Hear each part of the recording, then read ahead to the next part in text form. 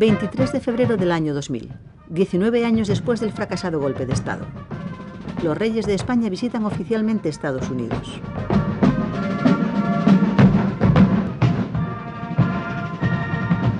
El presidente Clinton recibe al rey y le rinde homenaje por su contribución histórica a la causa de la libertad. En la vida de cada democracia ocurren momentos decisivos que se ven por encima de todos los demás. El caso de Abraham Lincoln en Gettysburg, Lech Wałęsa empuñando la mano en un astillero en Polonia, los estudiantes parados de pie con martillos encima del muro de Berlín, Nelson Mandela prestando juramento como presidente en Sudáfrica. En esta fecha, hace 19 años, España vivió uno de esos momentos decisivos. El rey unió y reanimó al pueblo de España, apeló al sentido del honor de los militares, permaneció firme, y menos de 24 horas después de haber comenzado, el intento de golpe había terminado. Se había asegurado la libertad en España, y menos de un decenio después volvería a nacer en Europa Oriental, cuando se acabe la tarea de construir una Europa pacífica, democrática, sin divisiones. Todos los que aman la libertad tendrán una gran deuda para con el rey Juan Carlos.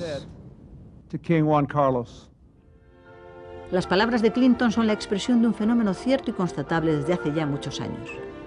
La realidad del prestigio internacional del rey, en la medida en que personifica los valores que se identifican con una España defensora de los derechos humanos, democrática y libre. La defensa de esos valores y de la causa de la unidad europea es la que le hizo acreedor en 1982 del Premio Carlomagno.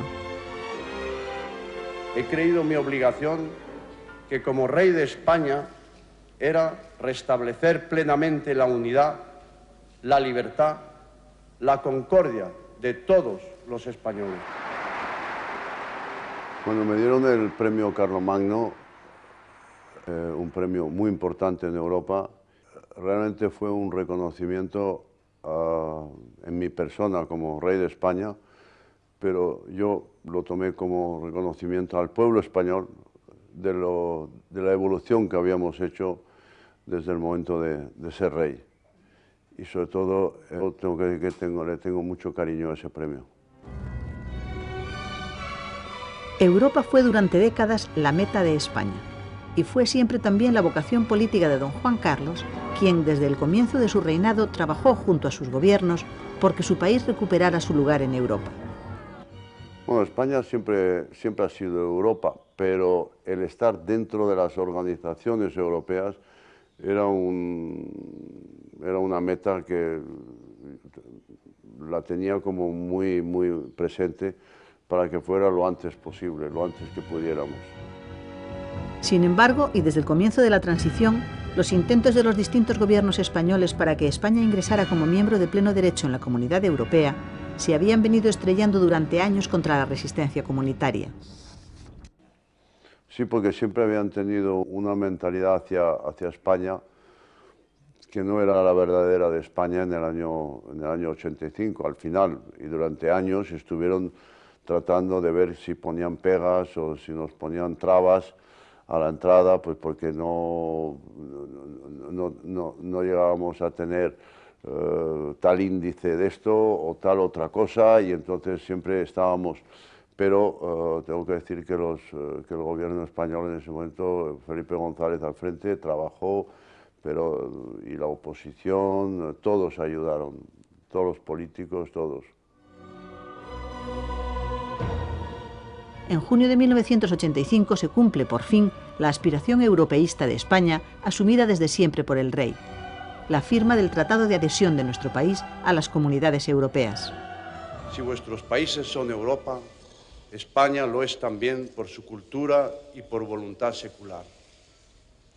En el alba de la época moderna, al constituirse la comunidad internacional, España estaba presente como uno de los primeros Estado-nación constituidos en nuestro continente.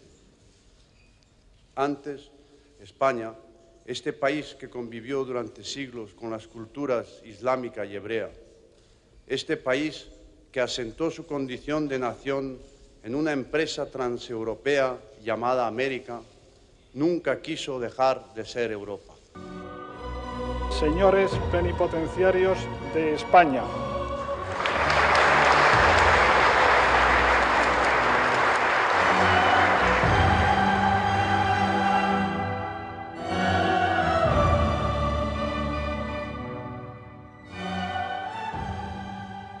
yo me sentí muy emocionado ver al presidente del gobierno español, Felipe González, firmar el acta de adhesión.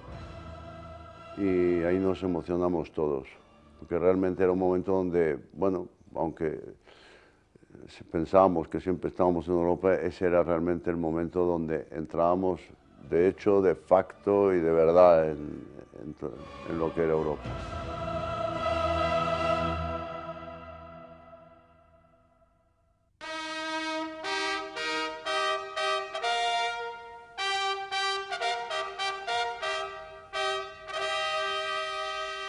En 1986, don Juan Carlos y doña Sofía visitan oficialmente el Reino Unido, cuyas relaciones bilaterales con España los reyes habían contribuido decisivamente a mejorar.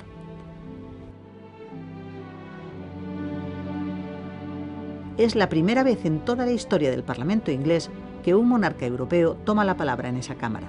Resumed in Brussels in 1984 over Gibraltar, that has been going on since then, is a step forward. But there still remains a long way to go. En un gesto sin precedentes en una Cámara tan circunspecta y como manifestación del enorme agrado que produjo la visita del rey, el speaker del Parlamento concluyó su intervención con un toque de entusiasmo. ¡Viva el rey! ¡Viva España! En 1993 el rey fue también invitado a dirigirse a la Asamblea Nacional Francesa. Era el primer jefe de Estado que intervenía ante el Parlamento galo desde 1919, cuando el presidente norteamericano Wilson lo hizo al término de la Primera Guerra Mundial.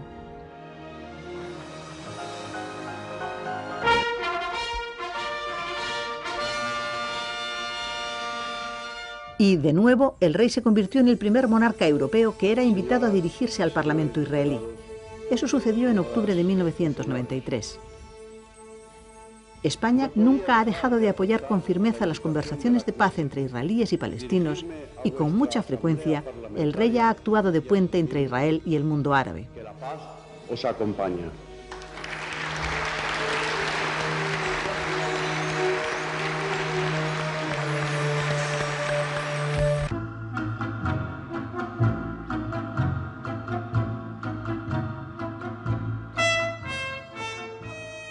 Pero también en lo que se refiere a la imagen exterior de la monarquía española, o lo que es lo mismo, de la imagen exterior de España, hay que repetir lo que se ha dicho sobre la política interna o sobre el papel jugado por las Fuerzas Armadas. Que las cosas no siempre fueron fáciles, que hubo tiempos muy duros en los que los reyes hicieron viajes constantes para intentar convencer a los gobiernos democráticos de que el rey estaba trabajando sinceramente por un futuro de libertad para su país. Sí, una de las principales razones de tantos viajes que hicimos la reina y yo al principio de nuestro reinado fue el tratar de hablar con muchos gobiernos, en muchos países, a muchos periodistas, en fin, a todos los sectores en un país, de lo que queríamos hacer, de lo que quería hacer el gobierno español, de lo que quería hacer la monarquía y de lo que queríamos que fuera España. Lo aceptaban, pero a veces dudaban, porque no tenían así una gran confianza en la monarquía y confianza en lo que se iba a hacer. Pero a medida que fueron pasando los años, que vieron pues no solo una constitución, sino que vieron que hubo una alternancia en los poderes políticos, que el país iba adelante, que la economía mejoraba, que el país funcionaba y que rodaba, esto iba rodando poco a poco, pues la gente fue creyendo mucho más.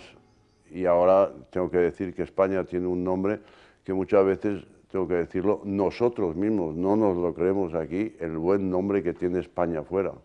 y cómo se habla de España afuera y cómo se la considera. Enormemente.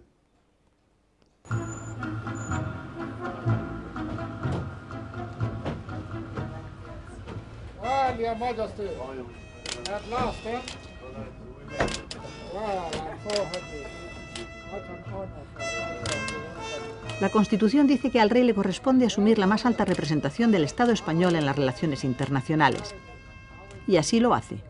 Los grandes líderes políticos, españoles o no, consideran al rey como un inmejorable embajador y un eficaz defensor de nuestros intereses nacionales en el mundo. El rey, dicen, abre muchas puertas para España. Yo creo que abro bastantes puertas para España, pero a lo mejor nunca son suficientes.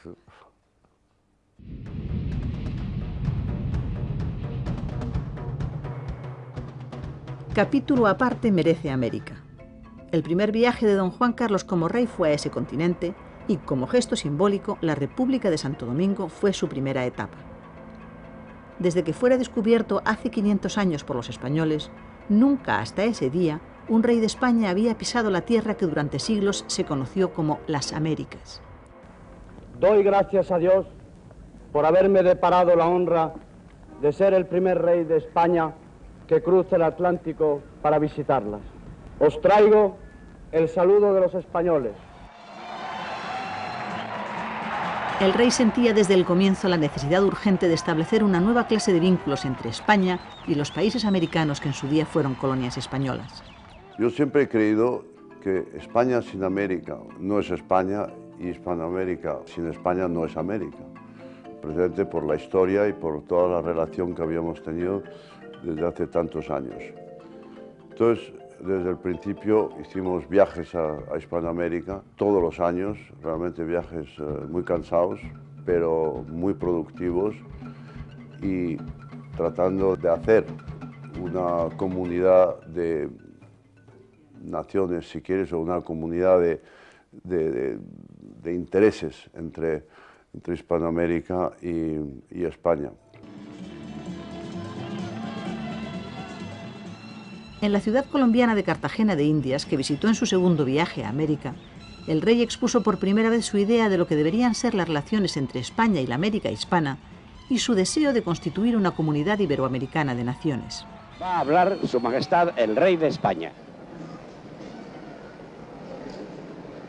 La aportación material que la comunidad iberoamericana puede hacer al mundo de hoy es muy grande y deberá constituir un factor decisivo en la marcha general de la comunidad internacional. Para ello es necesaria la unidad. La acción común que necesitamos con urgencia comienza indefectiblemente por el conocimiento mutuo.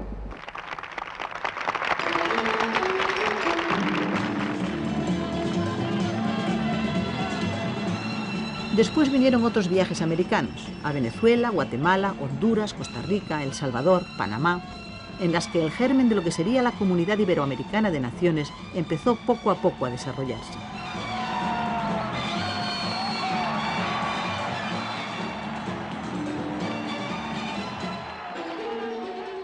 El propósito que anima al rey en sus visitas a los países americanos de habla hispana es, desde hace muchos años, el mismo.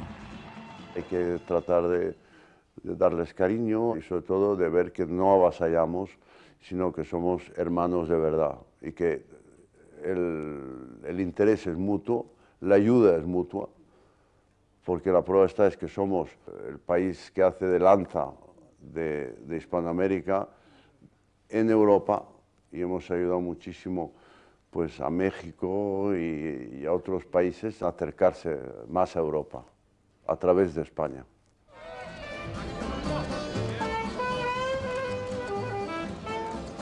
Las cumbres iberoamericanas, que se celebran anualmente, son el resultado final del esfuerzo de tantos años del rey y de todos sus gobiernos. Estas imágenes corresponden a la cumbre que tuvo lugar en Cuba en 1999, la penúltima celebrada en tierra americana. Don Juan Carlos se siente satisfecho de lo logrado en este campo. Se ha logrado el objetivo de entendernos mejor, de conocernos mejor, de trabajar mejor juntos, de trabajar por el idioma, por el español, pero sobre todo habrá que seguir trabajando en el nuevo siglo para mejorar esas relaciones, porque ya los mismos intereses españoles en todos esos países son enormes y fundamentales para nuestra economía y fundamentales para ellos también. Estas son reuniones entre iguales y, sin embargo, el resto de los asistentes otorga siempre al rey un trato distinto y especial. Me tratan de una forma curiosa porque la mayoría de los países nunca me dicen el rey de España, sino que dicen nuestro rey o el rey, cosa que a mí siempre me ha chocado mucho, pero lo sienten como propio. Me está mal el decirlo, pero es así. En los países americanos sometidos a dictaduras, la figura del rey, íntimamente ligada a la de la democracia española, es para la oposición un referente y la encarnación de una esperanza, del mismo modo que para los españoles lo fueron en su día los líderes políticos de la Europa democrática. En los viajes a Hispanoamérica, realmente no solo como rey de España, pero represento un rey que ha traído la libertad al pueblo español y que realmente es visto por esos países como un libertador, si se puede decir la palabra. Pero lo más importante y lo que a mí siempre me emociona es que no hay un país que le falte o que haya tenido, que haya podido tener ya las libertades o que haya conseguido las libertades, que no me pregunte por la transición, por cómo se ha hecho en España, están siempre muy interesados en lo que España ha hecho. Y yo me siento muy orgulloso de representar a la España democrática y de representar al pueblo español.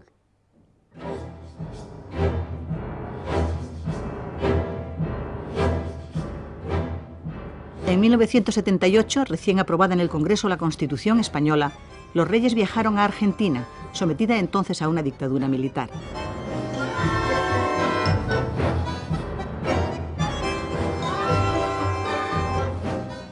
Allí, el rey quiso afirmar públicamente ante los argentinos la exigencia del respeto a los derechos humanos y de una vida política en libertad.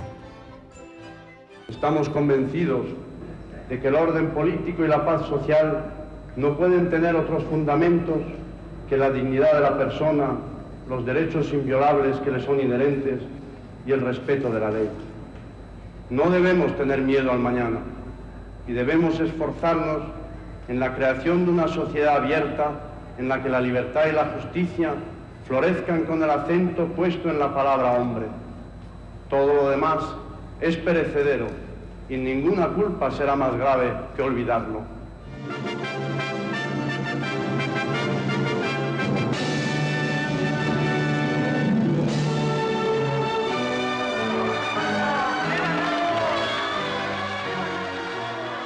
Nada que ver con el ambiente que los reyes habían encontrado en México tan solo una semana antes.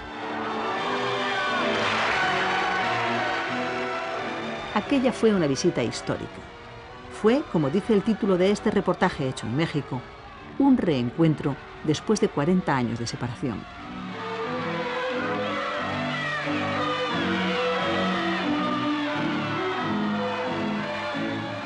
Don Juan Carlos y doña Sofía, reyes de España, sean ustedes bienvenidos a México. El pueblo y el gobierno de la República lo reciben con los brazos y el corazón abiertos. Si en España encontramos raíces, aquí, don Juan Carlos, encontrará usted una realidad que explica por qué solo podíamos reencontrarnos en la democracia y en la libertad.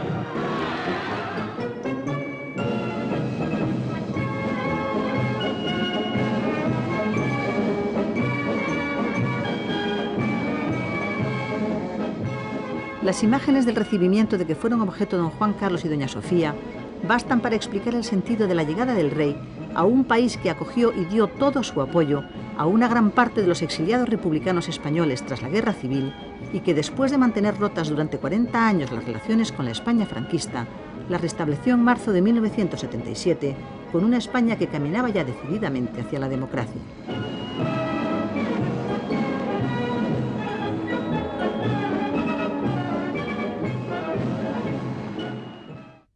Durante la recepción de los reyes a los miembros de la colonia española, se produjo un encuentro especial, con una carga histórica y un simbolismo político que resultó emocionante para todos, incluido el rey. En uno de mis viajes, bueno, el primer viaje a México, tuvimos la enorme emoción, porque fue emoción de que viniera a saludarnos a la embajada la viuda de Azaña. Nosotros quisimos ir a saludarla a su casa, pero dijo que no, que era ella quien tenía que venir a saludarnos a la embajada, que ella, sus reyes, tenía que venir a saludarle. Claro, esto pues impacta mucho y te llega muy al corazón, le llega a uno muy cerca. Yo le dije a la viuda de Azaña que ella y su marido eran parte de la historia de España, lo mismo que soy yo. Y Dolores Rivas Cherif le respondió que a su marido le hubiera gustado vivir ese momento porque soñó hasta su muerte con la reconciliación. Ver a aquella anciana, doña Dolores Rivas Cherif de Azaña, entrar en la residencia española en México con las lágrimas en los ojos para saludar al rey, fue algo que solo puede ser calificado como histórico. Los informativos de la televisión mexicana informaron así del encuentro. Rivas Cherif, viuda de Azaña, hizo algunas declaraciones. Estas son: una emoción profunda, profunda. Pero enseguida me ahogan la emoción, las palabras. Me van a disculpar, ¿verdad? Lo están haciendo divinamente. Muy bien. Acordándose de todos y deseando una unión de todos los españoles, que es una de las cosas más maravillosas.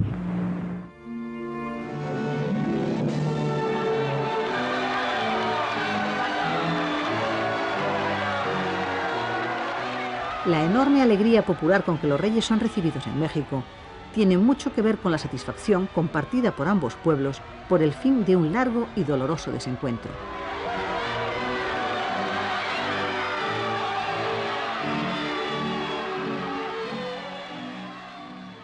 Una de las razones, y muy poderosa, que mueve al rey a recibir a centenares de españoles en cada uno de sus viajes al extranjero en los primeros tiempos de su reinado, es la de restablecer el contacto con tantos exiliados, hombres y mujeres que han vivido 40 años acordándose de España y soñando con poder volver algún día. El rey quiere eso, precisamente, que vuelvan. Yo siempre he tenido en la cabeza que el exiliado también cabía en esta España que se estaba haciendo. Yo, la prueba está, de pequeño, pues también fui un niño exiliado, o sea, bueno, no tengo ningún reparo en decirlo, y además a mucha honra, en el sentido me sentía muy español y aparte de eso, siempre he creído que los exiliados sentían mucho España. Y yo me acuerdo que de pequeño pues sentía enormemente España, pues porque al no estar en ella, pues la sentía más. Y volviendo a la parte política, siempre traté de que los políticos lo entendieran y lo entendieron, de que había que darles cabida. Una diáspora se aguanta, pero no se aguantan dos, y que no volviera a ocurrir ninguna más.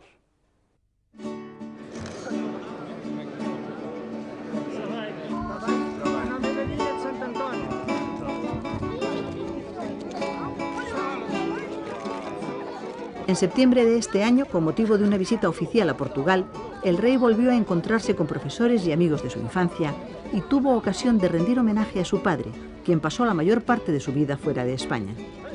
Recuerdos, en definitiva, de un padre exiliado.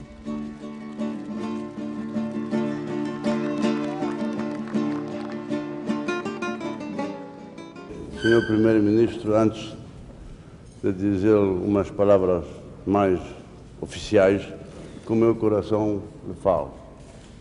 Lhe falo, como disse muito bem, como espanhol, como rei, mas, sobretudo, como amigo de Portugal e como um português da infância que tem vivido cá muitos anos. O meu pai, lembro-me, quando a Revolução, perguntaram, não, disseram-lhe para ir a viver fora de Portugal. Isto aconteceu e foi assim. Ele disse que se Portugal deu acolhimento nos anos difíceis para ele e para a família, quando estávamos em Suíça, no ano 45, desde o ano 45 o meu pai estava cá, disse, Não posso deixar Portugal nos momentos onde pode passar a ser realmente um país democrático e estar com todos os outros países europeus. Isso aconteceu, foi assim, e isso ficou em meu coração, na minha cabeça e nos meus sentimentos. Mi padre me enseñó desde pequeño lo que era servicio, lo que era el deber, lo que era sentirse español, puesto que estábamos en el extranjero. Me enseñó sobre todo a ser buen español y a medida que fueron pasando los años fue el mejor de los consejeros que tuve. Primero el mejor profesor y luego el mejor consejero cuando llegué a ser rey. Y lo tengo siempre presente y me acuerdo muchas veces de él. Don Juan de Borbón renunció en privado a su derecho al trono mucho antes de que esa renuncia se hiciera pública. Y desde ese instante apoyó firmemente la causa del rey. Atenta a preservar la relación familiar estuvo siempre su madre. Mi madre,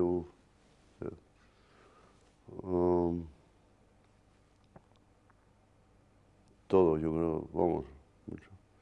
Mi madre nos enseñó a todos los hermanos a querernos, a ser una familia unida, a ayudarnos los unos a los otros y sobre todo a que supiéramos lo que nuestro padre estaba haciendo, lo que estaba intentando conseguir, que luego me lo transmitió a mí y fui yo el que lo conseguí, que es traer la monarquía a España, pero siempre con una buena madre detrás, siempre vigilante y realmente pues siempre es una gran pérdida cuando se pierden los padres y lo sé por mucha gente que nos pasa, nos va poniendo a todos en primera línea. Ya no podemos mirar diciendo nuestros padres, no, somos nosotros ahora los que estamos en primera línea.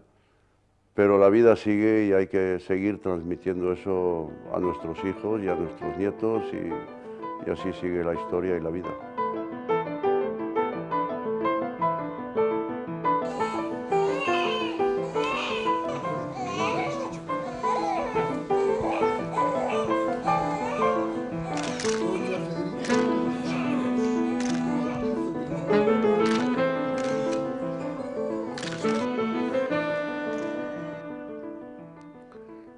No es fácil transmitir a los hijos todo lo que uno tiene y todo el bagaje que uno tiene, pero una de las cosas principales es el ejemplo. Y en eso la reina y yo tratamos de darles el ejemplo de servicio, de cumplimiento del deber. Tengo que decir que los tres nos han dado unas satisfacciones enormes, nos dan satisfacciones y siempre están al servicio de la causa, al servicio de España, al servicio de... Aunque tengan a lo mejor una cosa divertida que hacer, siempre me dicen, papá, si hay algo que hacer, no te importe, yo dejo todo para esto, bien sea un viaje oficial, bien sea algo que yo no pueda ir y entonces tengo que mandar al príncipe o a una infanta.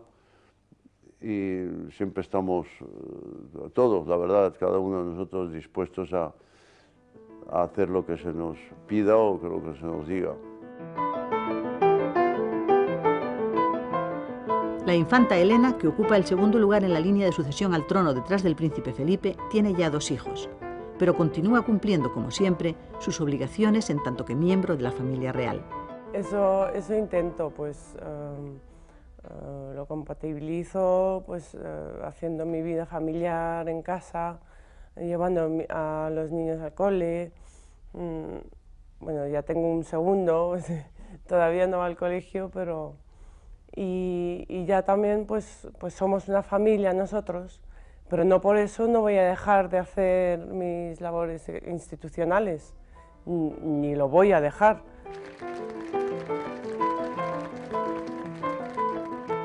La infanta Cristina es el primer miembro de la dinastía que trabaja en una empresa privada, una fundación dedicada a la cooperación internacional. Ella habla aquí de un aprendizaje de servicio que se inició para los 3 hijos del rey en el mismo comienzo de su niñez. Tanto a mis hermanos y a mí desde pequeños, los reyes nos han inculcado un cariño, una dedicación y un respeto hacia España. Lo hemos ido aprendiendo desde la niñez y lo hemos ido incorporando a nuestra propia vida y cada uno a su propia personalidad y desarrollándolo pues, según somos cada uno de nosotros.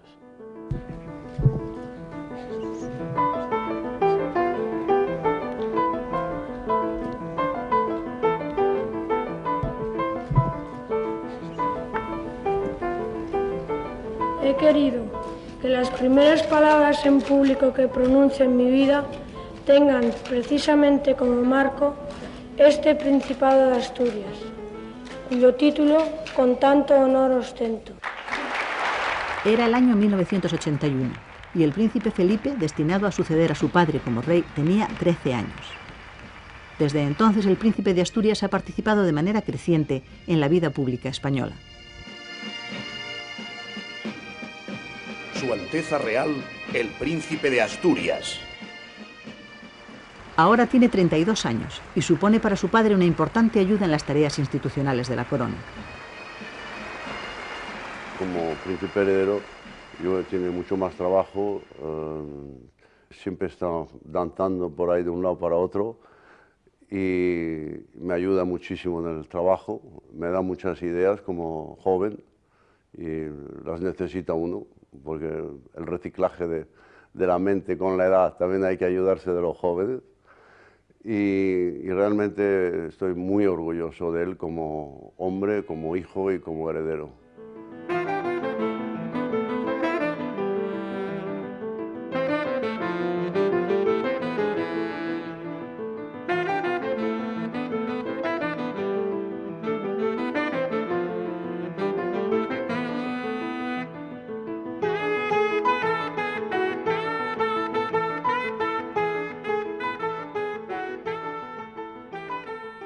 Dentro de que sabemos que las funciones del heredero no están marcadas por la Constitución, dedico mucho tiempo a temas como el medio ambiente, como el voluntariado, temas que me relacionan con la juventud.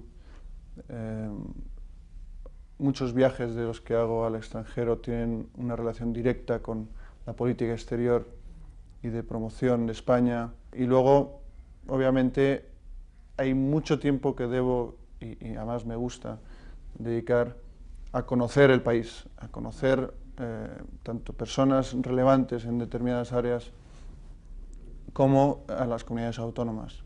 De esa manera también ellos me conocen a mí, es una cosa mutua. Así que yo creo que el tiempo es limitado incluso para la cantidad de cosas que se puedan hacer.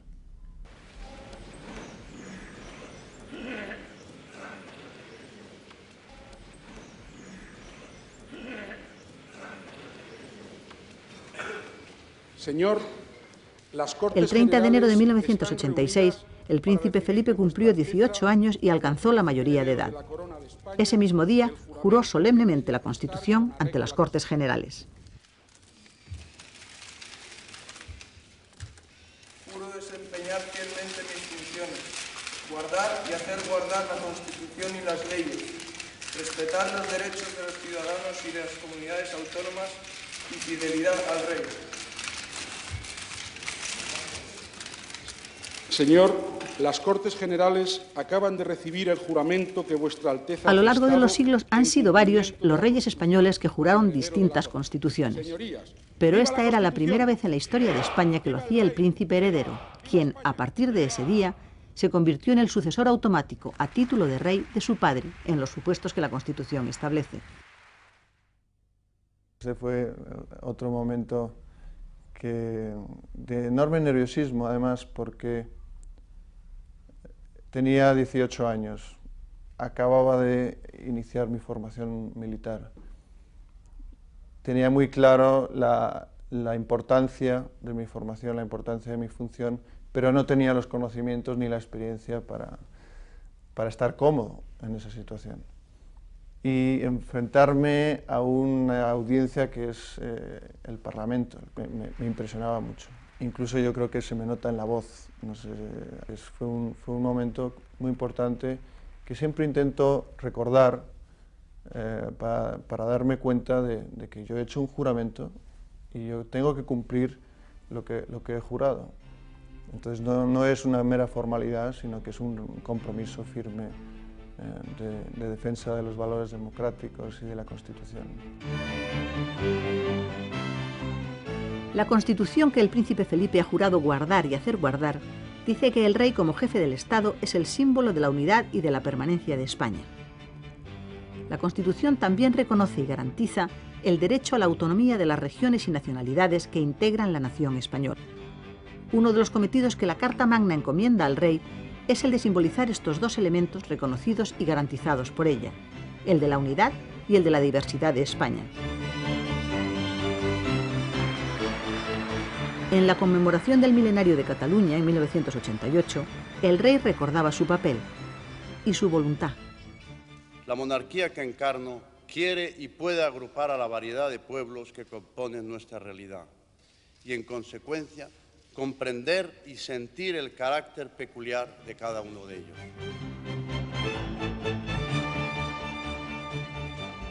El rey ha cumplido su tarea y ha dedicado siempre su esfuerzo a lograr que los españoles interioricen de modo estable esa idea precisa de España como nación unida, pero al mismo tiempo plural, que la Constitución describe. La España de las autonomías no es producto de unas luchas o de una conquista, sino proviene de un acuerdo, de un consenso, para darnos realmente este marco de convivencia entre todos. Estamos creciendo juntos y somos todos como un equipo. Y cuanto mejor estén las distintas comunidades, mejor estará España. Los progresos, los avances de cada autonomía representa el avance de España. Estas imágenes corresponden a la conmemoración en 1992 en el monasterio riojano de San Millán de la Cogolla de otro milenario, el de la lengua castellana, que hablan 400 millones de personas en todo el mundo. La vocación universal que por esta razón adorna nuestra lengua no excluye, sino que reconoce y valora sin esfuerzo las de todas las lenguas que hablan los españoles, cuya diversidad nos enriquece y es parte de nuestro patrimonio cultural, como acertadamente dice la Constitución. Pienso con Rosalía que esta terra, no hay duda, Dios la fizo para ser amada y amar. Cuando voy a Cataluña o voy a Euskadi o voy a Galicia o voy a otro lado y balbuceo algunas palabras, porque claro, a lo mejor otras las sé mejor y otras menos, pero la hablo realmente con el corazón y con mucho respeto, porque es una riqueza que tenemos que proteger dentro de la gran unidad que es España. En virtud de lo dispuesto en el artículo 62 de la Constitución, vengo a nombrar presidente del Gobierno a don José María Aznar López, dado en Madrid a 26 de abril de 2000, Juan Carlos Rey, la presidenta del Congreso de los Diputados, Luisa Fernanda Rudy Úbeda. Los presidentes del Gobierno de España juran su cargo ante el rey porque al rey le corresponde, según la Constitución, nombrarles una vez que las Cortes les han elegido para el cargo. En estos 25 años se han celebrado en España 8 elecciones generales, 7 desde que la Constitución fue aprobada. Pero lo que se llama la alternancia de partidos en el poder, que es clave para la supervivencia de una democracia, se ha producido tan solo en 2 ocasiones hasta hoy.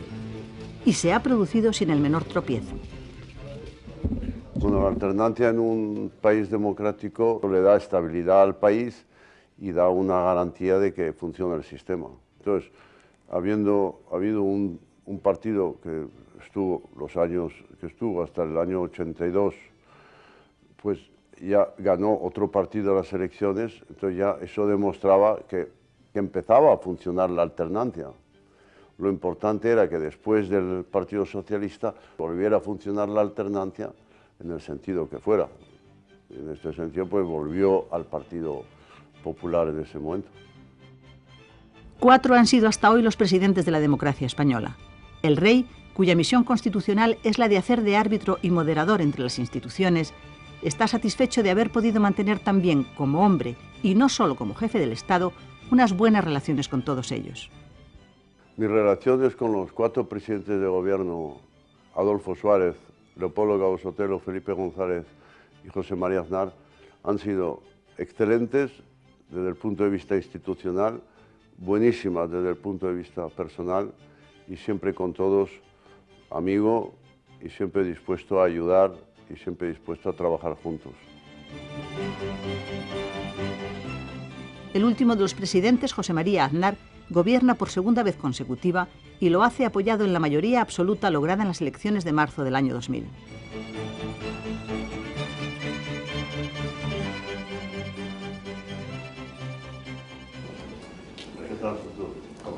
Antes de proponer a las Cortes el nombre del candidato a presidente de gobierno, el rey llama a consultas a los jefes de los grupos parlamentarios de cada partido. Así lo ha hecho desde que la Constitución entró en vigor. Por el Palacio de la Zarzuela ha pasado, por lo tanto, toda la clase política de la historia de nuestra democracia. Nadie ha sido nunca excluido más que por propia voluntad.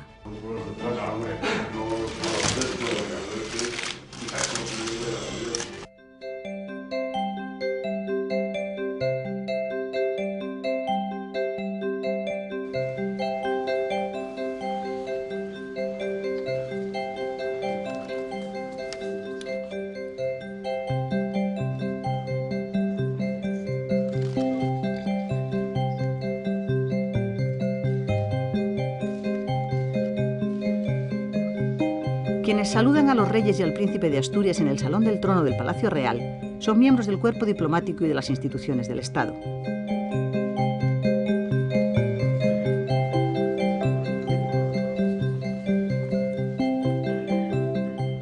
Pero al margen de esos actos, el rey recibe y sobre todo escucha a otra gente, miles de personas completamente alejadas de la vida política.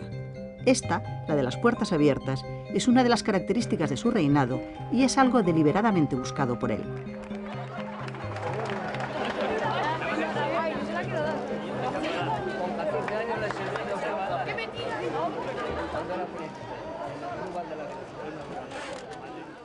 Siempre he querido, desde el principio de ser rey, que la monarquía fuera una monarquía abierta y próxima al pueblo y próxima a la gente. En fin, que mucha gente pudiera llegar al rey, a la reina, en fin, que nos puedan ver, que nos puedan hablar, que nos puedan decir, porque la verdad es que antes de ser rey, una de las cosas que aprendí y me sigue sirviendo mucho, es el escuchar. Uno puede tener una idea sobre una cosa, pero siempre hay alguien que te puede dar otra idea a uno, que le puede dar una idea mejor. Por eso hemos tenido nuestras puertas de la casa, siempre han estado abiertas a mucha gente que ha querido vernos. No creo que todo el mundo que haya pedido audiencia le hemos podido recibir, porque no hay horas, días, minutos a lo mejor para atender, sobre todo luego si hay que salir de Madrid, si hay viajes, si hay diferentes actos oficiales, pero siempre hemos querido estar atentos a las preocupaciones vamos a decir, del pueblo español. Y sentimos como nuestras sus preocupaciones, y cuando ocurre algo, pues siempre tratamos de ver cómo podemos ayudar, cómo podemos estar presentes, y eso es nuestra forma de ser y nuestra forma de actuar. Es verdad que si se pasa algo o alegre o triste, preguntamos qué se puede hacer. Entonces lo hablamos entre todos y decidimos lo que podemos hacer. En julio de este año, la reina Sofía presidió uno de los actos más tristes a los que puede enfrentarse un ser humano. El funeral por 22 niños, muertos en accidente de carretera cuando iban a pasar unas vacaciones a un campamento en Soria. La reina intentó, en la medida de lo posible, acompañar en la desolación a los padres de los escolares muertos. Dentro de la inmensa tristeza que se siente en este momento, que no hay nada que te puede consolar en ese momento, no hay nada de verdad, aunque no lo he pasado yo. Eso se puede decir también, que es muy fácil, porque si no lo pasas tú, entonces no lo puedes sentir, pero se hace lo que se puede para estar, es lo único que se puede hacer. Y sí se ve que agradece, aunque es triste, sí, es terrible.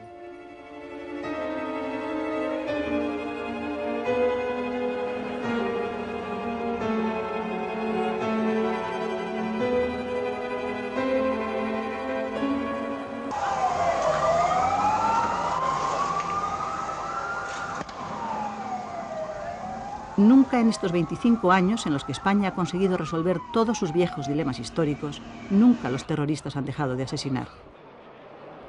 De acuerdo con los sondeos de opinión, el terrorismo es el problema que más preocupa hoy a los españoles.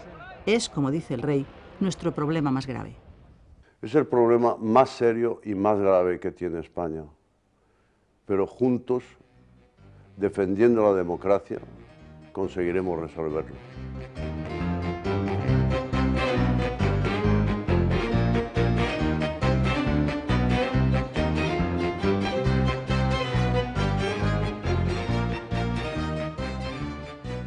Yo quiero mandar un abrazo, mandar el cariño de esta familia real a todas las víctimas del terrorismo, a todos los que han sufrido el terrorismo, son muchos, militares, civiles, partidos políticos, mucha gente anónima que a lo mejor no conocemos, pero yo quisiera a todos darles el aliento mío como rey y de esta familia que estamos al lado suyo para luchar en contra del terrorismo.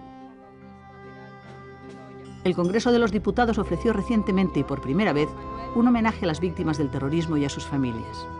Nada que les pueda devolver a aquellos a quienes perdieron, pero sí una demostración de que, además de padecer, por lo menos no han sido olvidados. Excelentísimo señor don Gregorio Posada Zurrón, excelentísimo señor don Jesús Postigo Pérez, excelentísimo señor don Antonio Pastor Martín, excelentísimo señor don Manuel Pedregal Manzano, excelentísimo señor don Antonio Penas Varela,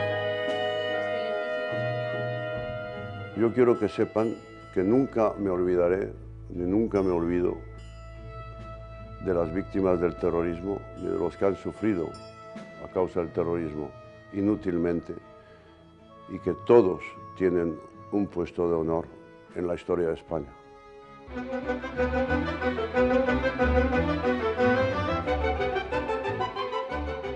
A pesar de eso, a pesar del insistente y estéril ataque del terrorismo, la vida de España continúa adelante con enorme vigor en todos los ámbitos. Aunque no somos un país joven, pero estamos demostrando juventud en cuanto a las ideas que los distintos gobiernos españoles han dado en las organizaciones europeas. Nuestra presencia en los diferentes ámbitos pues demuestra que el país no solo funciona, sino que desde fuera ven un país dinámico y un país importante. Tenemos muchísimo prestigio y muchas veces no nos damos cuenta dentro. Nosotros mismos no nos lo creemos. Y hay que creérselo.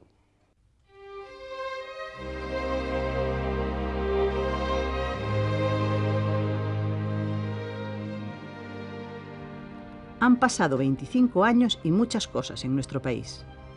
Pero el rey, que conserva memoria de todo lo vivido, guarda también por encima de sus recuerdos un sentimiento de gratitud. No tengo más que palabras de agradecimiento al pueblo en general, por su cariño, por su afecto, por su apoyo diario, diría yo, realmente siempre, cada día que salgo, cada día que voy a un sitio, cada día tal, joven, mayor, de todas las clases sociales, siempre apoyándome, siempre diciéndome una palabra de aliento, y eso ayuda mucho en momentos en que a lo mejor pueden ser difíciles, saber que tiene uno el apoyo del pueblo.